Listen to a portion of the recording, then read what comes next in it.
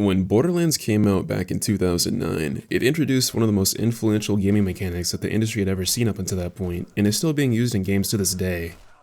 It also has a unique and memorable cel-shaded art style that has made this game's graphics age better than pretty much any game from its time period.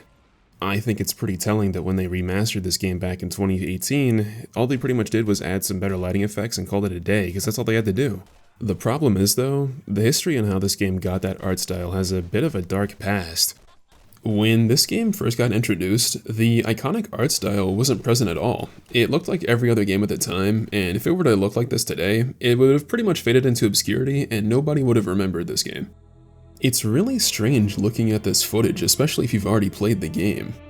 A lot of the things that would end up in the final game, like the enemy and the weapon designs, are already here, they just got recycled around with the new art style. Well, back in 2006, there was a short film called Code Hunters, and if you put the two side by side, suddenly things start looking a lot more suspicious. In a couple interviews, the lead producer of the game stated that there were 6 art styles being used since the start of the game's development. One day, one of the artists experimented with the cel-shaded art style that we have right now, and that's apparently what stuck, but if you look at the Codebreakers footage, it looks eerily similar to the intro for Borderlands. It could have been entirely possible that that artist just never told anybody, and the producer for the game greenlit it because it looked so good, and he never knew what the actual source for it was. The problem is though, the developers for this game are one of the most shady developers in the entire industry. Gearbox Software has a terrible track record.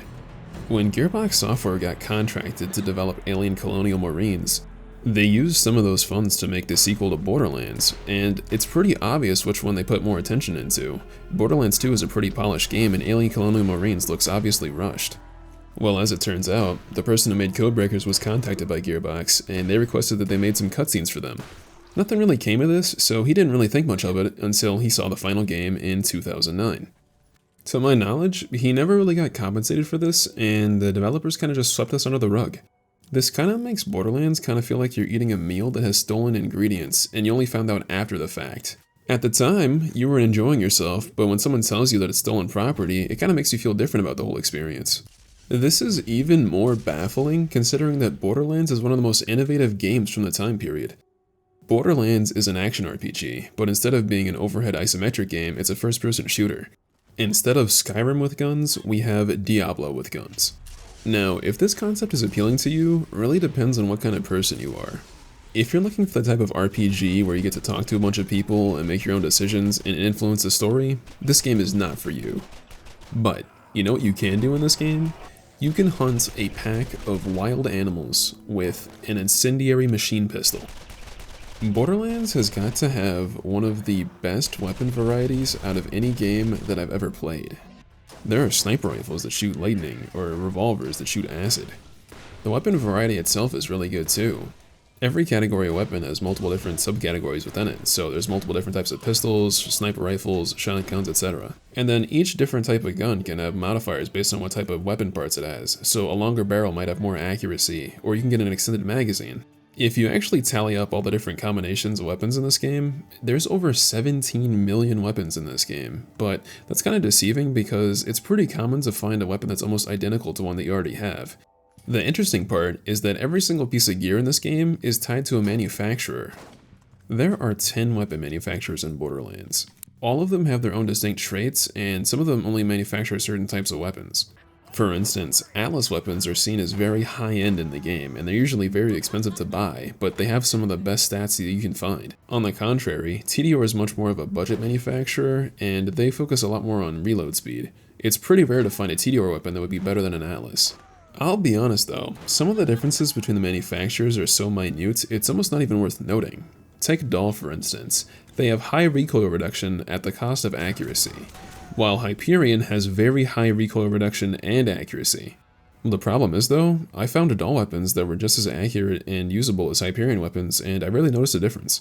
Take Jacobs for instance, they never manufacture elemental weapons and they focus on single shot damage. SNS weapons on the other hand are usually elemental, and they have extended magazines that are often double or triple the size. I will say though, some of the manufacturers, I don't think you would figure out what they're actually supposed to do unless you just look it up online. I couldn't tell what the gimmick for Torgue weapons are. They're pretty much the only manufacturer to make exclusively black guns, and I just noticed that they were usually better than most other guns that I found. Other manufacturers are really obvious. Malawan only makes elemental guns, and their color scheme really stands out. I really like the weapon design in this game. They have an industrial, gritty feel. Despite some of the guns shooting lightning or acid, I found the weapon design to be somewhat grounded in reality. While I don't think most of the weapons in this game would actually be practical, I think they actually could function, unlike some of the guns later in the series. I think it's a really cool video gamey way to imagine what guns would be like a couple hundred years from now. None of the weapon manufacturers make any sort of laser rifles, and the only sort of weapons you'll find like that are alien technology.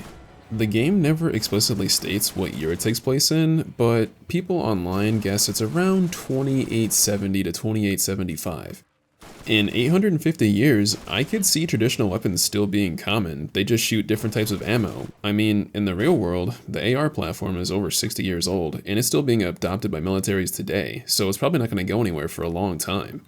In layman's terms, the rifle that the US military adopted recently is pretty much just a scaled up AR with a bigger round. I wouldn't be surprised if rifles are based on that design in 100 years from now, they just have different types of ammo. So, despite this game taking place 850 years in the future, the weapons feel somewhat relatable. The only difference is they shoot explosive rounds, or acid, or lightning. These are my favorite types of guns in the Borderlands series because the sequels have much more cartoony designs that obviously couldn't function without some sort of magic. Whenever you're using a non-elemental gun in this game, it kinda just feels like you're playing a regular shooter, which isn't a bad thing. I really like that grounded approach that it has. That's actually a pretty consistent theme with the entire lore of the game. The game actually explains, in-universe, how you're able to carry around 45 different types of weapons. In Borderlands, there's something called Digistruct technology, so if you have an original item, you can scan it and you can duplicate it as many times as you want. This means that you're not really finding a gun, but instead you're kind of finding a license to spawn it in whenever you want. This also applies to vehicles. This is actually expanded on in the sequels, where some of the guns are disposable and you're meant to throw them away when they run out of ammo. This isn't all though. In later games, it is shown that you can digistruct enemies that have lifelike behavior and they respond to physical entities, so I'm not really sure how advanced this technology is supposed to be. Allegedly, the people that have this technology patented don't even understand how it works. They just found it in an alien ruin and they mass produced it. This is really weird because pretty much every gun and car in the game is actually just a hologram. It doesn't really exist. The thing is though, these resources have to be finite, because when you blow up cars for a mission in the game, the mechanic gets upset that you're destroying his property. Hey, is Lucky only sending you on missions that, like, destroy my stuff? Seriously, I think he's putting bad guys in runners just so you can get on to blowing them up. It's just such a juxtaposition to be holding a digitally constructed hologram of a weapon while you're walking around literal trash ruins in an apocalyptic wasteland. The guns, shield, and the gear on your back is pretty much the only nice things that you find on the entire planet. Everything else is run down, decayed, and destroyed. Even the most futuristic and advanced military installations in the game have walls that are in absolute decay, and it looks like the place could fall apart at any moment. When people first moved to Pandora, people were looking for a more stable life and some of the vast mineral resources that were on the planet. After that, they realized that there wasn't much more than alien ruins. A lot of them left. When the mining companies left, they didn't want to deal with all the criminals that they were using as forced labor, so they decided to just let them go and roam free on the planet. Other people stayed to make a quick buck, and others are just trying to survive. The planet has a pretty slow orbit, so when it became springtime, a lot of the animals in hibernation came out, and a lot of people weren't ready to deal with them. The main thing everyone in the game is trying to look for now is the vault that has supposedly ancient alien technology that could help everybody. I think the lore that they establish here has a really good premise. The problem is, I'm not sure how much of this you would figure out just from playing the game. The voice acting is pretty sparse. I think the voice acting that is there is actually pretty funny, and I like listening to it on repeat playthroughs. Hey, Lucky's an old buddy of mine, and by old buddy, I mean asshole that ruined my mom's girl parts. Well, sounds like he's in trouble, so you go on ahead and try and keep him alive long enough so I can kill him at a later occasion. The problem is, for most of the missions in the game, you're just reading random text boxes on what to do next. I have played this game more than I should have, and I've never taken the time to actually sit down and read any of these text boxes. So, for this playthrough of the game, I decided that I would read every single one. And while I think a couple of them were actually pretty interesting and added a lot of context to what you were doing, for the most part, they are awful to read. I even noticed some grammar errors, so the playtesters probably didn't even read these either. And generally, the story is just pretty late in this game. Honestly, I don't think there's any single moment in the story that I think is super impactful or is a really good twist. It all just feels a bit cliche. The thing is though, I think that actually works in this game's favor. It makes replaying the game feel a lot more enjoyable. Think about replaying Half-Life 2 or Metro 2033 or something like that, right? And you gotta go through the intro and you gotta sit around and listen to people talk for like 10 to 15 minutes before you actually do anything in the game. In Borderlands, it's pretty much like a 2 or 3 minute affair and you're thrown right in.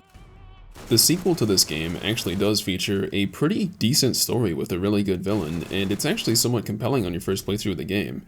The problem is, when you've played the game 4 or 5 times, it gets really repetitive having to watch the same cutscenes that you've already memorized by heart at this point. Unlike most games that I've played, Borderlands is meant to be replayable. This game's New Game Plus mode is just referred to as Playthrough 2, and it's really where you get to see the full potential of your character build. I think the first few hours of this game can really throw people off. The first couple hours of this game are honestly really slow because your character doesn't have any abilities and you don't really have any interesting weapons at your disposal. When you're a little bit over level 5, you're likely going to find your first elemental weapon in the game, and you're going to have your character's action skill. This game has 4 distinct playable characters, and all of them have their own strengths and weaknesses. Each character has their own weapon preferences and their own unique skill that they can use in combat. Roland has a turret that provides covering fire, and it can be upgraded to heal teammates when you're standing around it. Mordecai has a bird that he can throw out, and it can attack multiple enemies or even steal items off of them. I'm not gonna lie, this is probably the lamest action skill in the entire franchise. Mordecai has a really good skill tree though, so he's still worth using. Brick is supposed to be the tank of the group, and he likes to use shotguns and explosive weapons. Although, I'm not gonna lie, this is probably the weakest character in the game overall. Rocket launchers in this game, for the most part, aren't very good, and his action skill is pretty mediocre. He pretty much goes full monkey mode and just starts throwing fisticuffs. The last character is Lilith, and I gotta say, she's gotta be the best character in the game. It's not even a competition.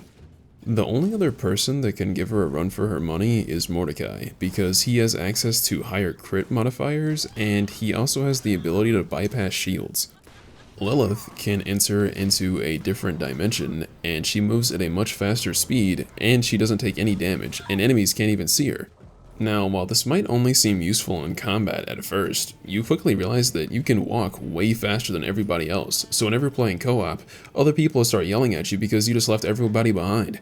One of the biggest downsides to this game's level design is the backtracking. So when you have the ability to walk 3 times faster than anybody else, it makes it a lot more bearable. To top it all off, when you fight the hardest boss in the game, Lilith's ability makes the fight way easier than every other character in the game. Considering the other 3 action skills are somewhat generic and lame, this makes Lilith the obvious standout pick as the best character. The past couple times I've played this game, I've played as other characters to get a bit more variety and try out some different builds, but going back and playing as Lilith is honestly eye-opening. If you're playing the game solo, playing as Lilith is almost essential for removing some of the dead spots of the game. If you're playing in co-op and someone else is playing as Lilith, expect them to just take off and you're only going to see them for a couple seconds at a time. And if you're playing Lilith, you're going to do the same to other people. To add to this, she has a perk where if she kills something, she gets a movement speed bonus. You'll just see her shoot a bird and take off on you. When I first played this game, I played as Roland. This game is so old that I actually rented it from a Blockbuster about a month after it came out. It was one of the first few games that I ever played on the PS3, and I actually had a really good time with it. I remember it like it was yesterday. I got up to about level 15, and I turned the game off, thinking nothing of it. The next time that I played the game, I tried to load my save, and it said that the file was corrupted. I still had a couple days left on the rental, so I decided to make a new character, and I played as Mordecai. I got that character a little bit further along in the story, and I was having a much better time. I just liked how that character played a lot more, and when that rental was over, I decided that I would buy the game about a month later. I've played the game again probably about a dozen times since, and there's something about this game that keeps me coming back time and time again. While I don't think the story is the most captivating or gripping tale ever told, I find the gameplay loop to be really satisfying. Throughout the entire game, you have a slow increase of power, And comparing the footage between the start of the game and the second playthrough is honestly baffling. The entire game is a gradual power creep, where you get consistently stronger over time, and this isn't like some other RPGs where you just increase in level and the actual difficulty doesn't change. The more that you play the game gets a lot harder, but you have a lot more tools at your disposal on how to deal with the situations. When you're about level 5 or so, you don't really have to think about every combat encounter very much, and it's kind of just like a generic shooter. By the time you get up to your second playthrough, around level 35 or so, the game completely changes and every combat encounter is much more difficult. Despite the fact that you're going through the exact same encounters, every single one is completely different because there's way more different types of enemies now. Whereas before, you just had to deal with some mutated animals and some random bandits, now all of a sudden there's elemental variants and super badass versions. While they might just seem like bullet sponges at first, they actually have a couple different tactics they like to use that aren't present on your first playthrough of the game. Some of the elemental creatures in this game can have attacks you've never even seen before, and if you're not ready for them, they can wipe you out in seconds. I honestly found that it was really fun going through the game and seeing just how different the game can be on repeat playthroughs. When you start the game, you're riding the bus, and you get to choose which character you want to play for the rest of the game.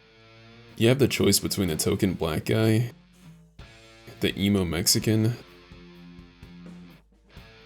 the walking Dorito, and the chick that'll absolutely ruin your life. Right before you get off the bus, a character named Angel is introduced. She guides you through the game, and she just lives in your head rent-free. This is even more confusing because when you get off the bus, you're handed an echo device, which is kind of like a PDA. None of the characters appear to have cybernetics, so I'm really not sure how Angel is communicating with you. At the start of the tutorial soup, you're allowed to customize your character at the New You station. You can change the color of your outfit and put on some hats. That's pretty much it. Oh yeah, the hats are part of the remaster, so that's actually not part of the original game. I'm gonna be honest, the next couple minutes are kinda rough. You're hit with a tutorial message every 30 seconds or so, and it's pretty overbearing. You can turn these messages off though, thankfully. Once you get to the enemies, you get to the main town of Firestone, which is a really small settlement outpost in the middle of nowhere. You're introduced to Dr. Zed, which seems to be the only person left in the town. I really like the way that they introduce Dr. Zed here. The character introductions in this game are really memorable, and I watch them every time I see them in the game. As you get your first couple missions in the game, it's kinda hard not to notice how desolate and isolated Pandora feels as a planet. This is really accentuated if you're playing the game alone. Despite the comic book looking art style, the actual area that you're in is pretty run down. It's almost like you're in a favela or a shanty town. All of the houses in the town look like bungalows that were meant to be constructed as quickly as possible so people could get to work. As you make your way to the road, you see why the town is so empty. There's a bunch of graves out here. I also saw something on these graves which I'm really puzzled about. A lot of the graves have metal crosses as a headstone, and this brings in a whole bunch of questions. Has Christianity spread all the way to completely other planets in the Borderlands universe? The games never tell you where Pandora actually is in the universe, but whenever Hyperion actually has to get there, they use warp drives, and sometimes the journey can take months at a time. This would mean that people are respecting a Christian burial tradition hundreds of light years away from Earth, and that's honestly astounding to me. This is further proved when in one of the DLCs for the game, there's a cemetery which has actual gravestones which have crosses yet again. The thing is though, in one of the cutscenes, one of the characters says for the angel's sake instead of for God's sake. What's a tree? Oh, for the angel's sake. It's a plant that grows out of the ground really tall. You're adopted. And this was an intentional design choice made by one of the writers. This is in one of the most important cutscenes in the game, so everyone would have seen it. I just think it's really interesting what sort of implications this brings to the Borderlands universe. Did some of the employees who worked for Dahl and that founded Firestone believe in Christianity and bring the religion all the way over here? Are there churches in Borderlands? Are the priests and nuns in Borderlands strapped up with incendiary SMGs? I just have a ton of questions. This is likely just a design element that the art designers used to signify that this is a grave, but this is one of the first levels in the game, and this game has a pretty unique art style, so I'm hyperscanning everything that I'm looking at. This is just going to have to be up to your interpretation, and this game is really good at having some environmental storytelling like this. Everywhere you go, there's remnants of a past civilization.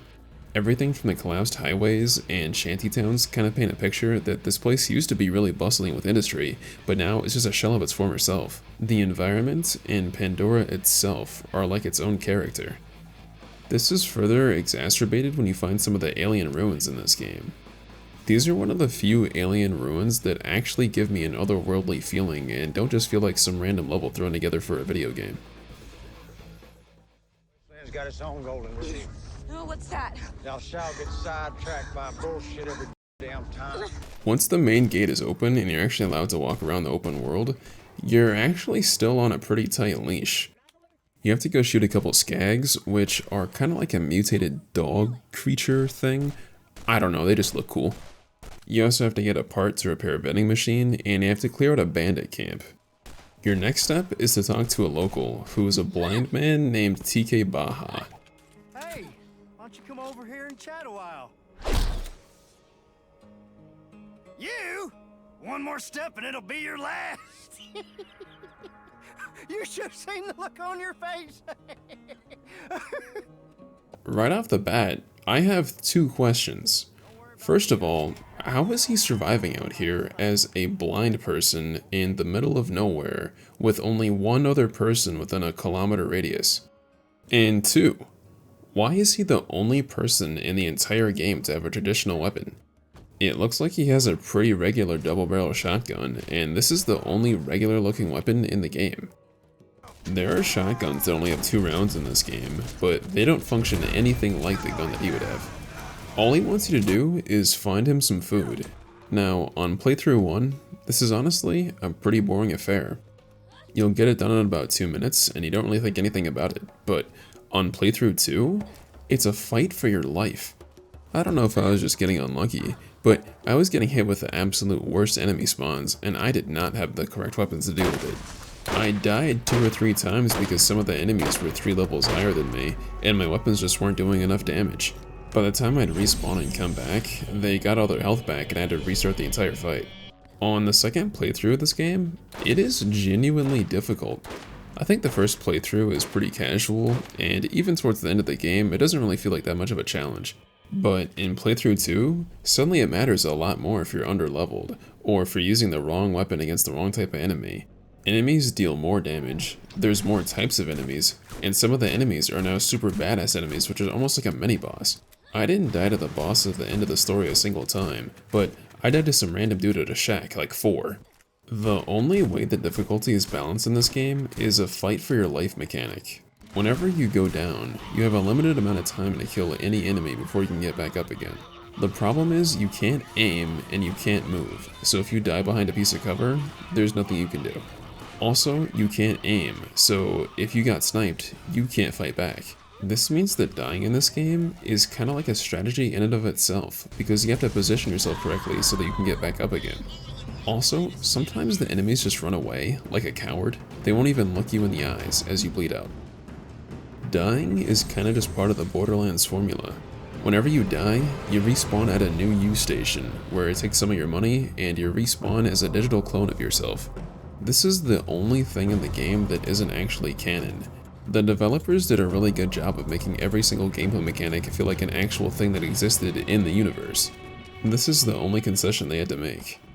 Apparently, even the beams of light that emit from weapons when they're dropped on the ground are actually things that exist in the game. Once you help TK out with the food situation, he tells you to go take on Nine Toes, who's been sending all the bandits your way.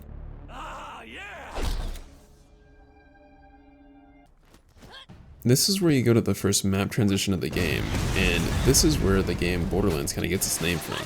Every single piece of the map is bordered together. While this sounds like a drawback at first, having to go through map transitions to different zones, I think this is actually a blessing in disguise.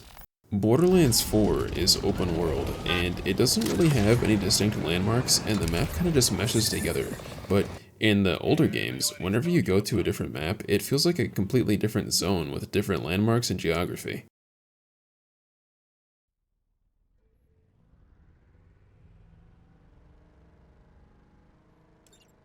After finding a weapon stash, you go fight the first mini-boss in the game, which is Nine Toes.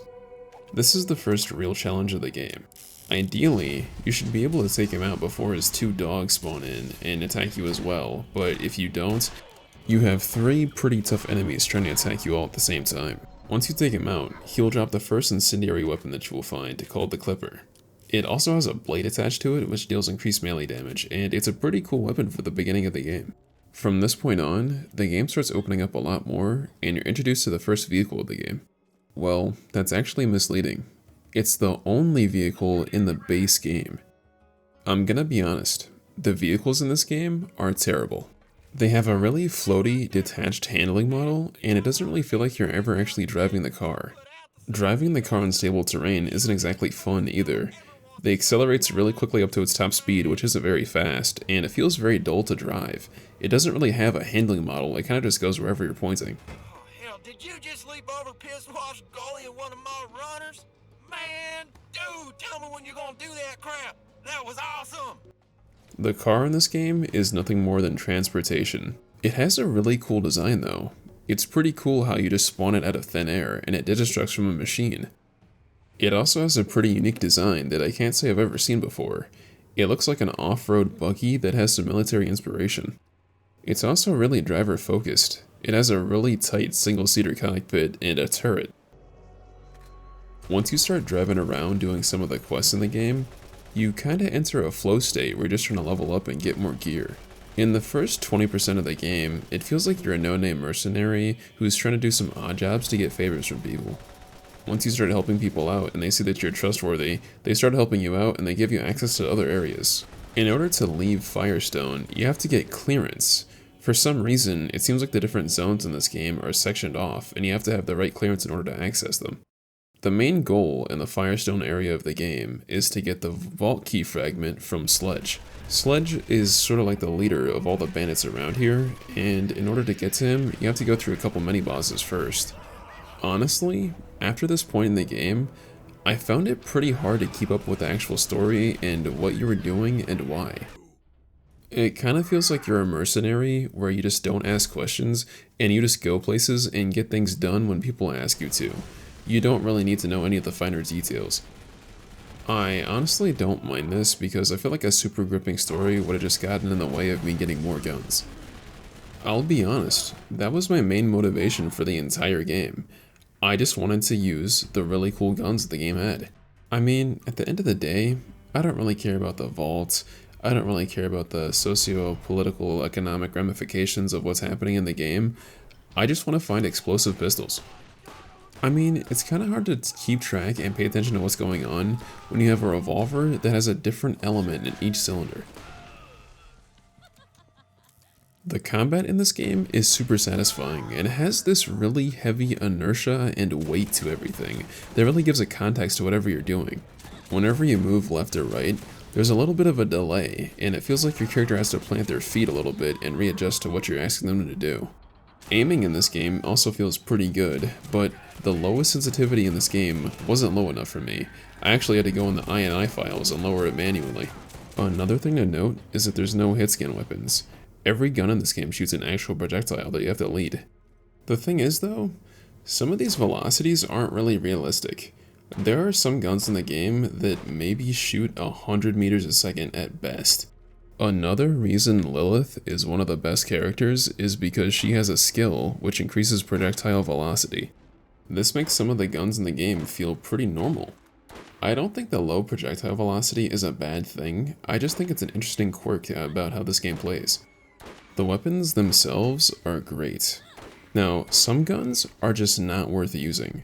I would say 90% of what you find is utter trash and it shouldn't even be picked up unless you plan to sell it. But when you find a quote-unquote good gun, it changes the game completely. It's amazing the difference an on-level gun can make.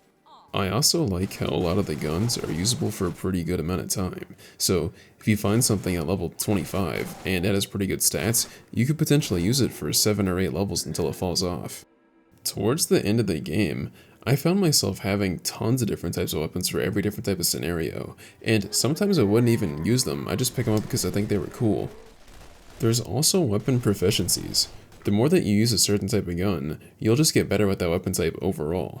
The game will also tell you your favorite manufacturer. I think this really just depends on what type of loot you get, and I just got a lot of really good tour guns this playthrough. The weapons in this game are kind of like your only friends whenever you traverse the desolate barren wastes in this game. You never really get the feeling that you can trust any of the people in the game. It feels like they would sell you out to Doll or Hyperion for $5,000 at a moment's notice. Going throughout the game world of Borderlands is such an interesting experience. It doesn't really feel like the game ever wants to hold your hand at any moment, and you're always being thrown to the wolves. There's only brief glimpses of civilization, and I don't think you see a proper town in the game until a couple hours in. It truly feels like you're doing bigger and bigger things as you play the game, because you start the game off and you're just exploring random shanty towns in the middle of the desert. Towards the end of the game, you start exploring actual military outposts that feel a little bit larger than life. In the early stages of the game, when you're in some of the areas like the Doll Headland or New Haven, the game still feels relatively cartoony because a lot of the characters and a lot of the enemies are spouting some absolutely crazy one-liners. But in the late game, and in one of the DLCs where you're mostly fighting military type enemies, the game suddenly has a harrowing feeling. The soundtrack has a presence that makes it seem like there's impending doom heading your way, and you don't know if you're even going to be able to survive to the next day.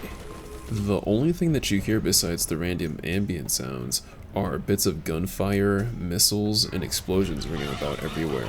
This combined with the absolutely horrifying screams that you hear from the Lance when you hit them with the elemental weapons that you have to use, means the late game fights have this dark, oppressive feeling. The only reprieve that you get from this are some of the sarcastic clips that you get from some of the characters in the vending machines, but that's only for a couple seconds at a time. For the rest of the time, you're just going from place to place trying to find the best way to make more money or try to get better weapons. This is one of my favorite aspects about the first Borderlands game. It really feels like you're out in the wastes exploring instead of some of the sequels, which feel a lot more futuristic and sci-fi. I also never really got this deep, harrowing feeling in the newer games. The newer games' environments just feel a lot safer, and honestly, I never really got that apocalyptic feeling from any of them. That, combined with the gritty, industrial look to all the weapons, make Borderlands 1 feel a lot more grunge than the rest of the series. I think the guns themselves are the star of the show. If it wasn't for the guns, the rest of the game would honestly falter. The way that this game makes you have preferences for each weapon manufacturer is honestly genius.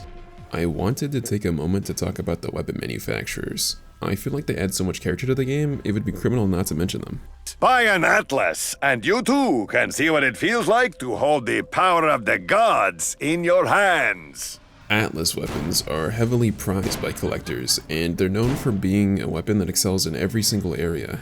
The reason Atlas has such good weapons is because they reverse engineered some of the alien technology on Pandora, and they implemented it into all their weapons. This means that most Atlas weapons don't have any downsides. They have good magazine sizes, they're accurate, they shoot pretty quickly, and they do good damage.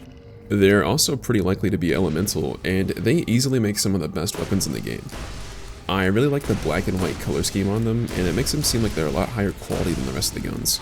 The next company is Doll. Doll makes guns for professional mercs. They're heavy, accurate, and effective, assuming you're strong enough to hold one. And they don't just make the guns, they make a lot of the equipment that you see on Pandora too. They make stuff like some of the garbage cans around the planet, or some of the storage deck upgrades that let you hold more ammo. They're really a multi-conglomerate company. All of their guns are military camouflage in green or brown patterns. A lot of their weapons are marketed towards mercenaries for their lower recoil reduction, but because they weigh so much, you have to be pretty strong to hold one. Doll is probably the most generic manufacturer in the game. They just make military-style weapons, but that's not a bad thing. They're a really good manufacturer overall, and there were some great Doll weapons that I found on my playthrough. I don't think they would be anybody's favorite, though. Hyperion asks, what good is a gun that doesn't shoot where you point? Get a gun that's as accurate as you are. Enemies only die if you hit them. So buy Hyperion today. The Hyperion Corporation makes some of the new U-stations on the planet, along with some of the highest tech weapons that you could find. The main gimmick that Hyperion focuses on is accuracy above all else. All Hyperion weapons are almost pinpoint precise. They also feature a red and crimson color scheme, and these really pop in the game. Hyperion seems like they make the second best quality firearms right behind Atlas, and they're really rare to find. They can also have really high elemental effect modifiers, and overall, Hyperion makes some of my favorite guns in the game. Every time I found a good Hyperion weapon, I was really excited to use it.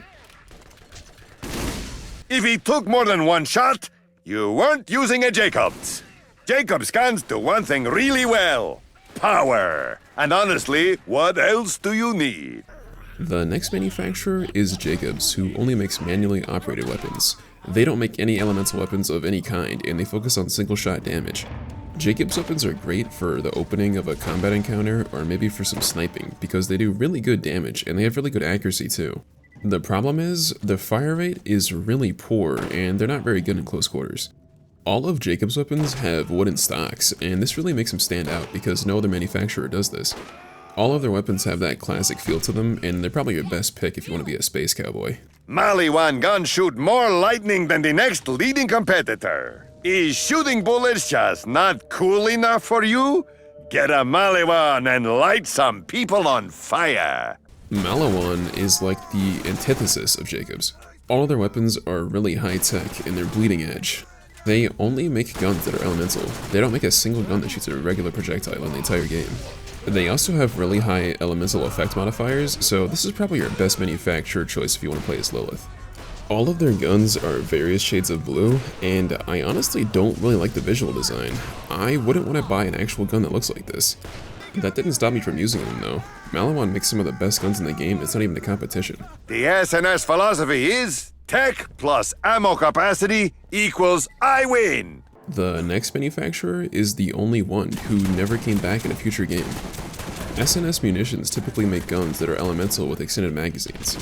Whereas a regular sniper rifle might only have 5 rounds, and SNS might have 27.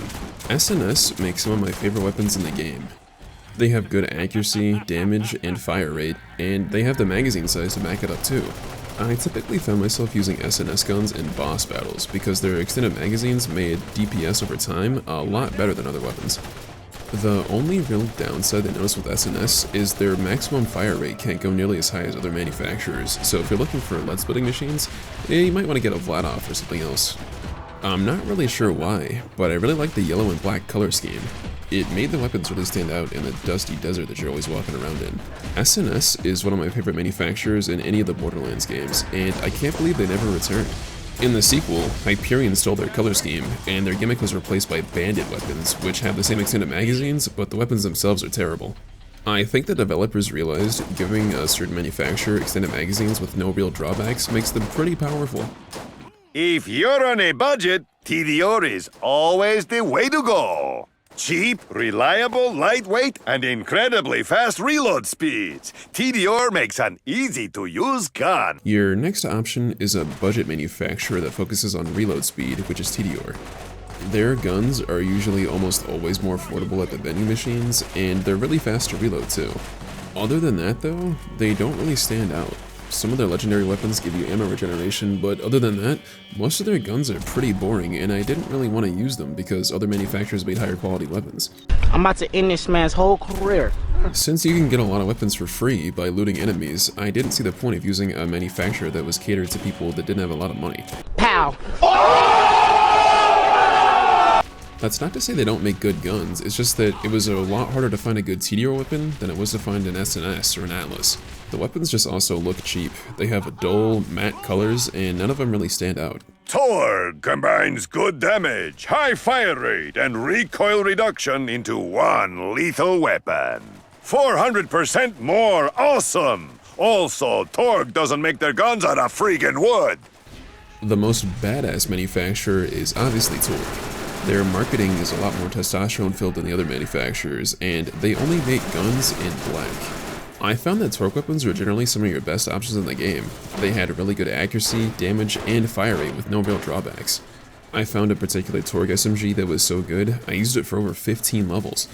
They are easily some of the best manufacturers in the game, and they can even make elemental stuff too. Honestly, their only downside is their guns are really rare. It's hard to find a good Torg weapon, especially in the early game. For every Torg weapon I found, there was 10 SNS or TDR weapons instead. Want to shoot a lot of bullets really fast? Vladov has your needs covered. The last manufacturer is Vladof, and they make guns that focus on fire rate over everything else. All of their guns are black with a tinge of USSR orange. While Vladof does make some pretty decent weapons, and I did use them from time to time, I found that on average, they were just worse than your other options. A lot of their assault rifles weren't nearly as accurate as their competitors, and their sniper rifles didn't do as much damage either. The problem is though, I feel like only their machine pistols actually get the rate of fire boost. Their sniper rifles and assault rifles aren't really that much better than any other manufacturer, and I found much better options elsewhere. They also don't make SMGs, which meant that the fastest rate of fire weapons I found were generally Torgue weapons. They do make good guns though, you just have to keep an eye out for them.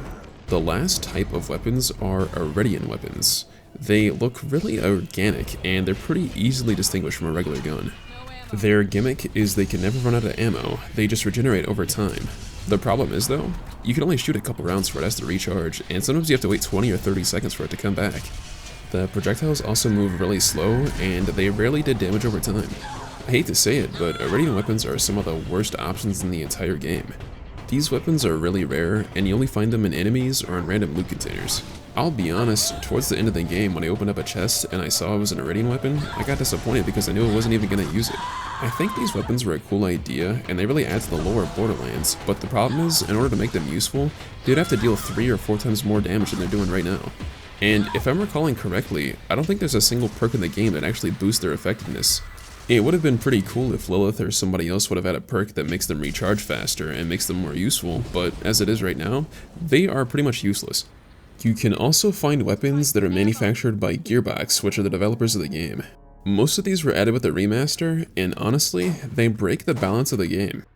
At the beginning of the game, they give you an explosive revolver and a combat rifle that are so much better than everything else that you have, you can probably use them until level 10 or 12 or so. I found this made the early game to be even more trivial than it was, and it removed any sort of semblance of challenge that you had. I would honestly recommend just throwing these weapons away the second you start the game, and when you do find some of the weapons later on when you finish the story, you don't pick them up because it just makes the combat too easy.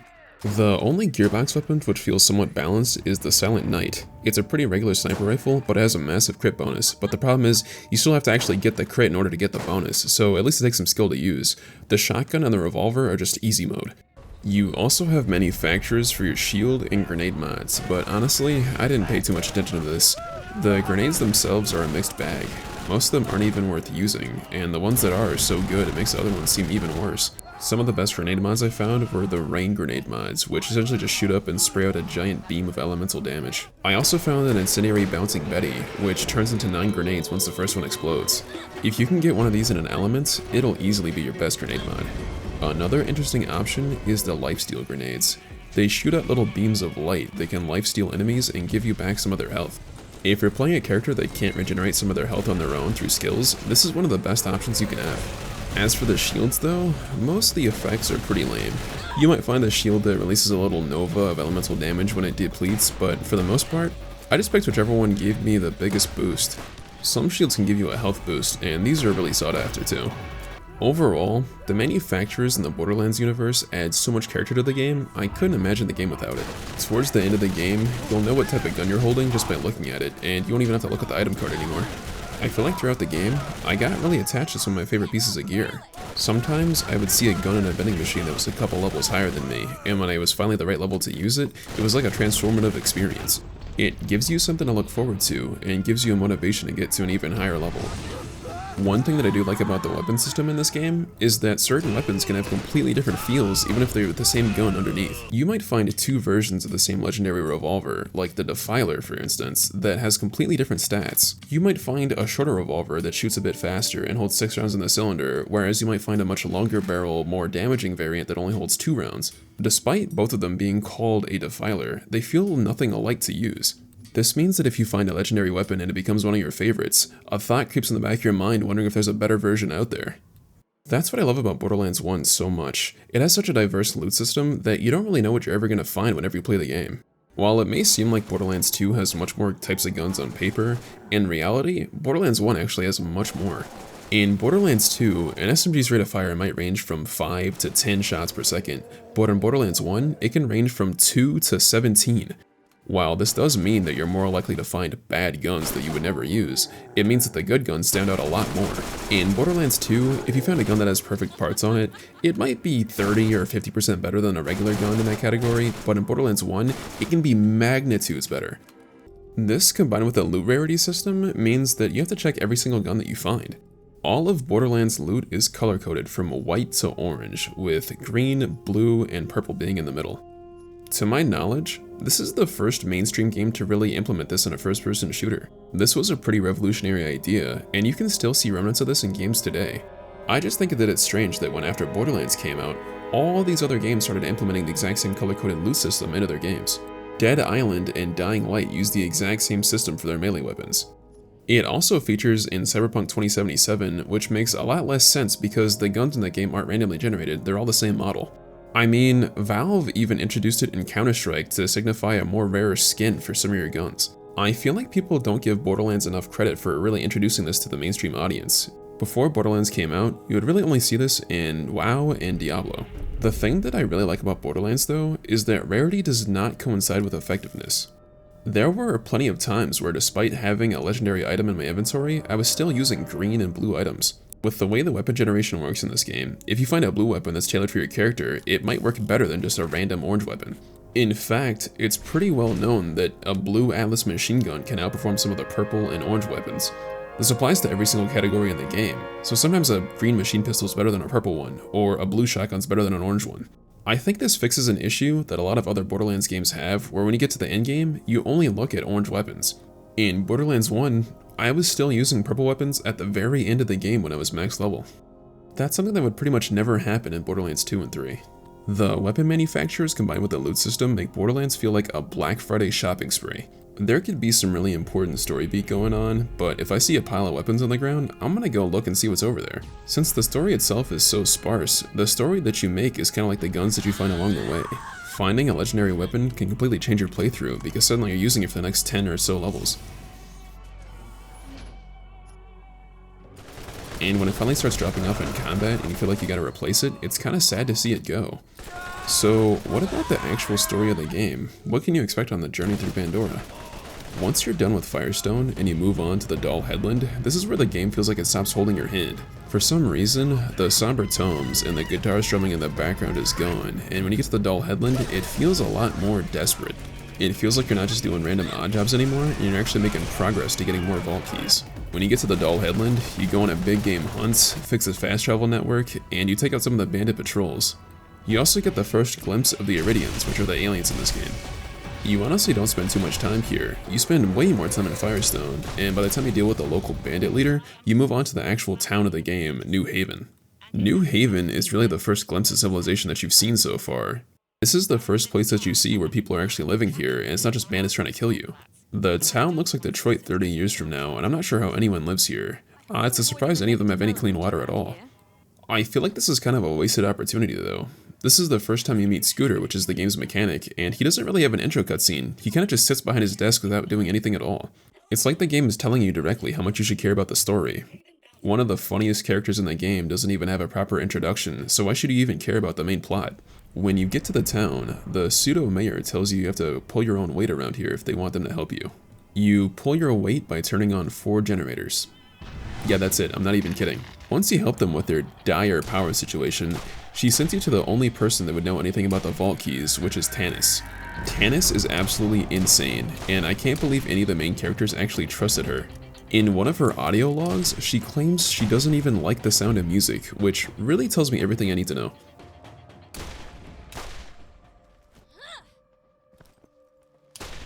After Tannis looks at your vault key fragment, she sends you to Crazy Earl, which has another piece. He lies to you and gets you to clear out his local dump of all the bandits and find some C4 charges for him. He tells you that it's been taken by a local bandit leader named Crom. This is one of my favorite levels in the game. Having to make your way through Crom's Canyon is honestly one of the best parts of the story for me. You have to make a decision to fight him from down here or get closer and deal with the bandits along the way. After you get his vault key fragment, Tannis apparently found traces of the other piece of the vault key on the trash coast. You know, it would have been nice if she ran these scans before you went to Crazy Earl and did all that dirty work for him without any real payments, and just sent you to Crom to begin with. The path to the Trash Coast is blocked, and a guy named Taylor Cobb can get you in. Just like everyone else though, he won't help you until you help him. He got kicked out of a local town called Janestown, and he wants your help to take it over. Well, it turns out his own brother's been running the other town, and when you kill him, turns out that he was just making a power play to take the town over for himself. So you have to come back and recapture the exact same town but from different people. After you kill him, Tannis tells you that you can just go talk to the Claptrap and he should be able to get you through. So my question is, why didn't you just shoot Taylor Cobb to begin with? Once you get to the Trash Coast, you have to fight the boss called the Rack Hive, which is the biggest enemy that you've seen up until this point. Ironically, this fight felt pretty easy, and it felt even easier than fighting Skagzilla back in Adult Headland. Once you get the vault key from the Trash Coast, you're sent to Old Haven to investigate some smoke signals. Turns out this town got captured by the military force known as the Crimson Lance. They are the military corporation for Atlas, and they're looking for the vaults just like you are. The Crimson Lance are easily some of the hardest enemies in the game up until this point. They all are wearing full sets of body armor, and a lot of them don't even have shields because the armor itself is so good. The trick with them is either getting a gun that can do massive crit damage against their helmet, or using a gun that can do elemental damage over time. They are particularly weak to corrosive weapons, and honestly, once you have a corrosive weapon, they're not too bad to fight. Compared to the bandits though, I feel like they have better weapons on average, and they're a lot harder hitting. When the Lance are introduced, the game feels like it has a much more serious tone.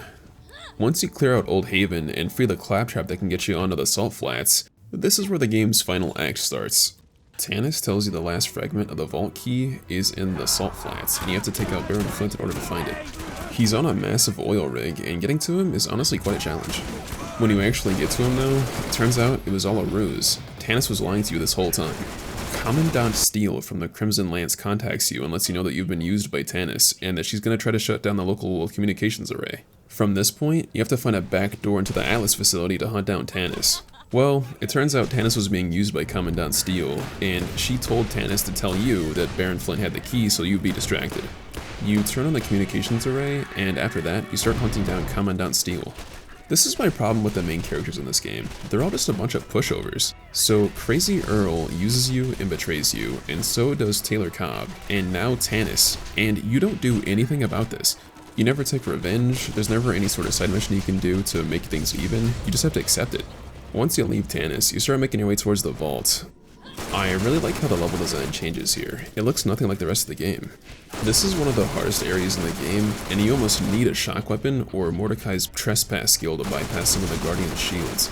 There's also the Crimson Lance here, and they can actually be seen shooting at the Guardians, and you can use this to your advantage. Once you actually get to the vault, this is where the game kind of falls apart. I'm not gonna lie, the ending to this game is absolutely terrible, and it's not even worth keeping as a non-spoiler. Throughout the entire game, I didn't really mind the pretty sparse story, but I was expecting at least something to happen towards the end of the game. When you finally catch up with Commandant Steele, it's shown that you're too late and she's going to open the vault with the key. After the arch materializes itself, it turns out the vault was hiding a really nasty surprise. It turns out the vault wasn't filled with ancient alien technology, but it was actually filled with a giant monster that was meant to defend it at all costs. It just slimes Steele right in front of you, and after that you have to fight it yourself. Turns out, if you were to open the vault yourself, you probably just would have died. The boss fight itself is pretty lame. You kind of just shoot into its eye, and the destroyer itself can't really move, and it doesn't really have any phases or anything like that either. It was honestly pretty easy, and I feel like getting to the vault was harder than the actual fight. After you destroy the destroyer, it just goes back into the vault, and the arch goes away, and there's nothing else. There's no loot, there's no treasure, there's nothing.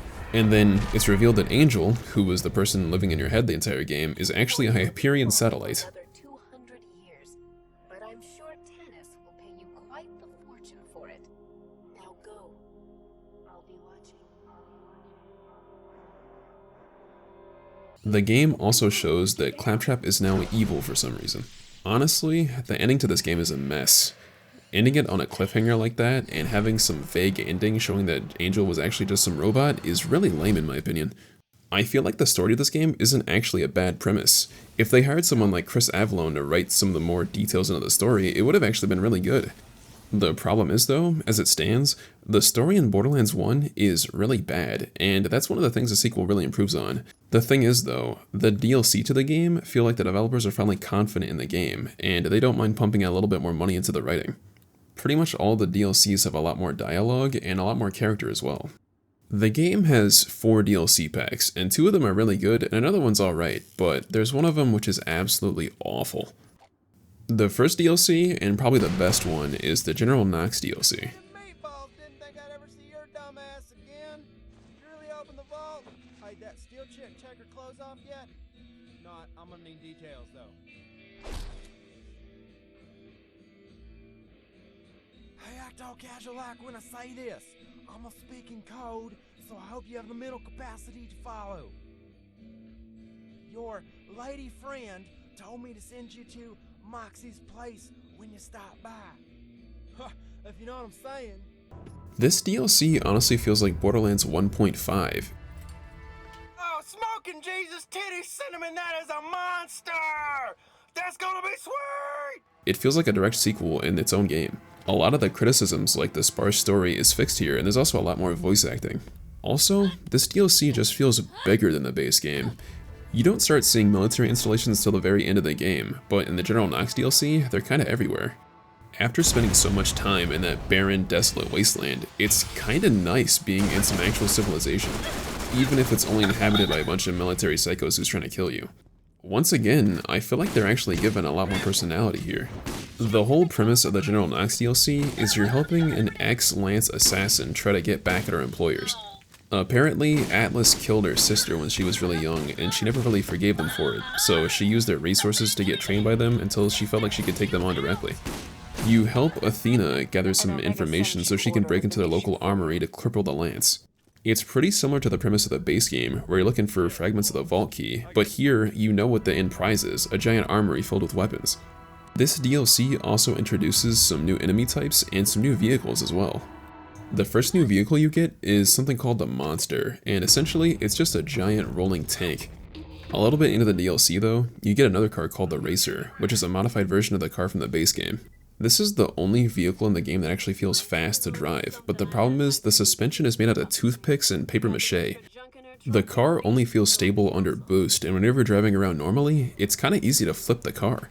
Despite this being one of the jankiest vehicles I've ever used in any game, it was honestly really fun to drive around. If you do an optional side quest for Scooter, you can also get an APC. This allows you to have all 4 people in the lobby in the same car, but the problem is, this car is kind of a liability to use. All throughout the highway are multiple turrets that'll shoot at you as you drive by, and the APC is so slow that you're going to get lit up by these turrets. So even though the Racer has 1/3 of the health as the APC, you're not actually going to get hit on the highway, so in reality, it's a bit more durable. I think the highways are the real only downside of this DLC. Whenever you go to a new location, you have to go on the highways, and sometimes you have to drive 4 kilometers at a time. There's not much to do in between, and honestly, I don't really like the car combat in this game, so it kinda just felt like a slog. That's pretty much my only problem with the DLC, because other than that, this DLC is an improvement on the base game in pretty much every single way. Once you actually start raiding the larger-than-life armory, it's kind of amazing that you started the game in Firestone. The dichotomy of starting the game off in Firestone, which is just some shantytown in the middle of nowhere, to going to an actual military facility that has an armory with more weapons you can carry, is honestly kind of endearing. Before you get to the armory though, you have to fight General Knox, who's been taunting you throughout the entire DLC. Right. This is General Knox. I don't really want to be here. This planet smells like hemorrhoids wrapped in bacon. I sent Steel to this planet to take care of this little problem, and also because, seriously, have you heard her? She talks all the time. And hello, have you met our friend the Sun? So, I guess, thanks for turning her into a meat kebab. Also, I'm gonna kill you and stuff. Cheers, mate. General Knox doesn't really like the Lance and what it's become, so he actually wants you to put him out of his misery, but he wants you to actually best him in a fight though. Once you defeat General Knox and go to the armory, this is where the game feels like it's finally paying off. You finally get a little bit of a break. One of the best known glitches in this game is the ability to loot the armory without the time limit. Normally, you would only have a little bit over 2 minutes to loot the armory, but if you just go to a very specific spot in the ground and drop through, you can loot the armory with no time limit. This is almost like a tradition in the Borderlands community, and everyone's got to do it at least once. This has got to be one of the few exploits in a game that doesn't really have a negative connotation by any of the users in the community.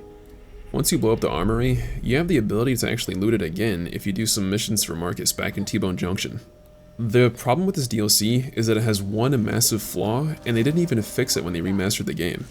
The DLC doesn't scale to your level, so no matter what, it'll be around level 50 to 55. This means that if you come to the DLC at level 62 or 65, nothing's going to be a challenge because you're going to be so overleveled. This is the only DLC that does this. Every other DLC in the game scales to your correct level. The solution to this is to just play it when you're done after a playthrough too, but the problem is this feels like the grand finale for the game, so it feels kind of weird to do it first. Overall, this is probably one of the best pieces of content in Borderlands 1. I think it's better than the main game, to be honest. The next DLC is the zombie island of Dr. Ned. It was pretty popular when this game came out to do zombie spin-offs like Red Dead Redemption's Undead Nightmare or Call of Duty Zombies. This was Borderlands kind of cashing in on the trend. This DLC kind of pales in comparison to the last one. It's okay, but it doesn't really feel as game-changing as the Secret Armory of General Knox. You are sent to Jacob's Cove, which is owned by the Jacobs Corporation for all of its employees who makes the guns.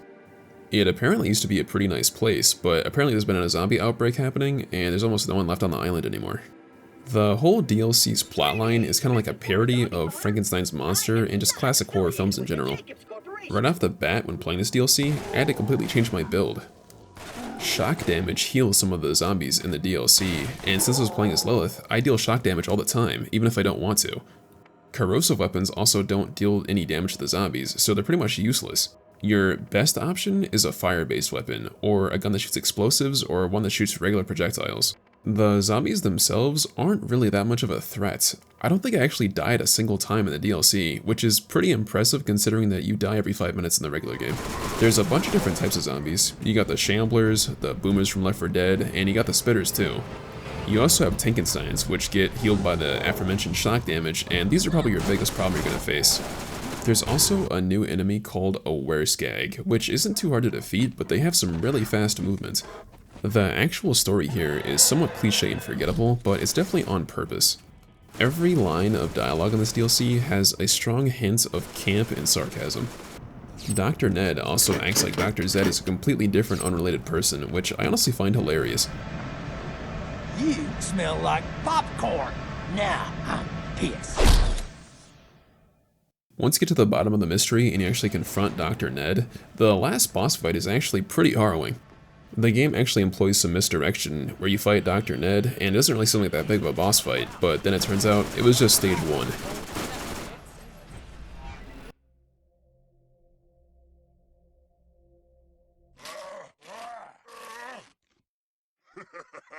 It's not over yet. Once you go down to the depths, you're introduced to a giant pool filled with blood, and you have to fight a mutated version of Dr. Zed. This boss fight is honestly pretty challenging. He can move pretty quickly across the arena, and when he gets hurt too much, he can burrow underground. The problem that I have with this DLC is once you finish it, you don't really get any reward. Dr. Ned and Dr. Zed might drop a couple things here and there, but you don't get any chests or actual notable loot. Honestly, this DLC seemed like a victory lap, and it was just like a way to test out all those new toys you get from the other DLC. I think the first time we play this game, it is pretty fun going through this and seeing the sarcasm in the story, but on repeat playthroughs, it starts feeling a little pointless, to be honest. The last DLC is Claptrap's new Robo-Revolution. This DLC starts at the end of the game, where you see Claptrap went rogue. Atomic batteries to power, turbines to speed. Ooh, I wonder what this does. This is the last DLC released for the game, and it kind of ties everything together. You start the DLC off by helping Tannis get some Claptrap parts from a local dump. After this, you're contacted by Blake, who works for Hyperion. He's looking to hire some mercenaries to overthrow Claptrap's new regime. He has corporate stooge written all over him, and every time he talked, it was kind of like a slimy atmosphere into the room. He then sends you on a multifaceted plan where you restore local power plants, and then you have to destroy some coolant pumps at a factory. After that, you get the wire device, which should help shut down Claptrap. All of the enemies in this DLC are a roboticized version of enemies from the base game. So you'll see skags and bandits with little glass jars sticking above their head with a bunch of circuitry inside. They still have the same weakness as their normal counterparts do though. While I don't think this DLC was as expansive as the General Knox DLC, I felt like it was a really good way to end the game off. The new areas and combat arenas they introduced are some of my favorite in the game. My only problem with this DLC is the reuse of certain enemies. Throughout the story, you fight reused versions of Dr. Zed and General Knox. I'm back. Wait, I'm back? Damn it. And you also actually get to fight Commandant Steele for the first time. The problem is, you have to fight Steele and Nox twice, and this just feels really out of place. I know they explain it by saying that they're just robots and they can build them again, but it feels really lazy when you're actually playing the game. Luckily though, the boss fight against Claptrap is one of the best in the game, and it kind of makes up for it. The DLC ends right where the game began. You see the bus that Marcus drove you to at the beginning of the game. After a pretty long fight against the giant bulldozer, you then get to fight him on foot, or I guess on wheels. It was honestly so satisfying to just light up Claptrap, especially for what he's done to me in the sequels. The last cutscene shows you just shocking him over and over again with the wired device, and this is honestly one of my favorite moments in the entire game. Eventually, you rid that malware from him, and he actually goes back to normal, sadly. Once you go back to Blake, he gives you a key to the Hyperion gift shop, which is one of the best rooms in the entire game. It's a room absolutely filled with chests that you can come back to time and time again. If you just save and quit your game, you can farm this as many times as you want to, and this is one of the best ways to get some of the best gear in the game. I don't think you can find pearlescent weapons here though, so if you want those, you still gotta go to the General Nox DLC. There's actually one more DLC, and I regret to inform you of its existence. Moxxi's Underdome Riot is a horde mode, which you have a couple different maps where you can do some various challenges in the game. I actually think it's a little bit ironic that one of the most iconic characters in the franchise has their introduction in one of the worst DLCs. On paper, horde mode in Borderlands doesn't sound like a terrible idea. The problem entirely lies in the execution. There's 3 total maps, and on each map, you have to complete about 25 total waves. On each new wave, you'll get some random modifier like shotguns do extra damage or you don't have any shields. The more rounds that you complete means that there will be more modifiers given to you. The problem is this gets extremely monotonous fast. Borderlands is already a pretty repetitive game, but doing the Underdome is pretty much pointless. The whole thing that kept me going in Borderlands was the constant progression. Even towards the end of the game, I was still on the hunt for new gear trying to improve my character. Doing the Underdome means that you don't get any XP and you don't even level up your weapon proficiencies. For the first time, I actually got an orange drop as a reward for one of the rounds. Honestly, I was so surprised. Most of the time I only see greens and maybe a blue. So you're not leveling up your character, you're not really getting that much good gear, and you're just shooting the same enemies over and over and over again, but with random debuffs. I don't know how long it's supposed to take to actually complete this DLC, but I've never done it. This is one of the most mindless activities in the entire game, and it's probably the worst part of the game too. The strangest part is there were multiple arenas in the base game, and I had much more fun with those, probably because they only have 3 rounds and they last about 5 minutes. Oh, and not to mention, it actually gives you XP while you're doing it. The only useful feature about this DLC is that it features a bank vault where you can store some of your gear if you don't want to throw it away or sell it. Other than that, I don't think there's a reason to ever come here. So, once you've completed the 3 good DLCs and you've done both playthroughs, what is there left to do? Well, you have one final challenge. You have to defeat Cromrax the Invincible. You can only do this after you finish the General Nox DLC. After accepting an ominous side mission called You Will Die, you are given the coordinates to a lair of the infamous Cromrax. He was supposed to just be an urban legend, but once you get over there, he actually is there for you to fight. When you go into his lair, you have to go on a long elevator ride, which really gives you one last opportunity to think about what you're about to do. Before you even come here, you should be max level, and you should have some of the best gear in the game already. You're gonna need a shock weapon, corrosive weapon, fire weapon, and a weapon that does a lot of critical hit damage in order to do the fight properly. Like I mentioned earlier, Lilith is the best character to pick here because she can run and move out of the way when he's about to attack. The actual fight is really difficult, and every time you do it, you're kinda on the edge of your seat having to concentrate. At first, it feels cheap, and you're not even sure if you're ever going to be able to do it, but after a while, you start learning his patterns and certain tricks you can use. You do have the option of using a glitch, where you go onto the edge of the cliff and you can shoot him safely, but where's the fun in that? Honestly though, if you're not playing Lilith, I wouldn't feel bad about using it if you don't have the greatest build. Once you defeat him, he drops a ton of high-end weapons, and he has the chance of dropping some of the highest end loot in the game. It's only happened to me a handful of times, but sometimes he will drop a pearlescent gun. For me, I would usually get a pearlescent drop every 50 or 60 runs, so if you do 10 a day, it could take you almost a week to get one. Once you defeat him, you can come back and challenge him anytime you want. This is kind of the start of farming in Borderlands. Cramrax's lair is on the way to the armory, so you can kind of double dip and do both. So that's Borderlands. This is honestly one of my favorite shooters that I've ever played. While the story itself was sparse, the lore they set up was honestly a great platform for future sequels, and I'm kinda disappointed the sequels have more of a cartoonish tone. I really appreciate this game for its grunge industrialist aesthetic, and I think I'll be coming back to this game time and time again in the future. This game is also playable in 4-player co-op, and these are honestly where I've had some of my best gaming memories. I remember people on the PS3 would drop modded guns which you couldn't find normally. Stuff like cut grenade launchers and weapons that approach the damage cap. I also have fond memories about arguing over loot drops and who gets what, and playing with different groups of people over the years always brings us closer together. The thing that I like most about Borderlands is the more you play it, the more it starts to feel like home. While most games get boring the more that you play them, Borderlands revels in its familiarity. I feel like every time I play the game nowadays, I know just about as much as the world as the people that are actually in it. In Borderlands 2 and 3, I never really got this feeling. I feel like there were always things beyond the city limits, but in Borderlands 1, it feels like you're the one carving the legend throughout the world. No rest for the wicked.